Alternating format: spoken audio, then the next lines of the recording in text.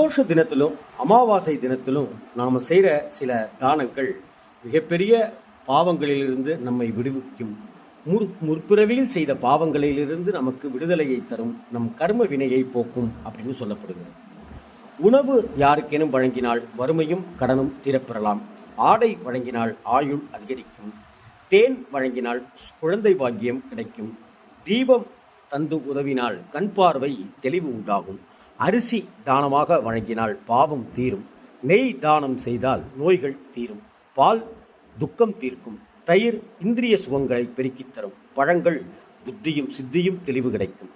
தங்கம் குடும்ப தோஷங்கள் அனைத்தும் நீங்கும். வெள்ளி மனக்கவலை நீக்கும். பசு ரிஷி தேவர் பித்ருக்கள் முதலான கடன்கள் அனைத்தும் தீரும்.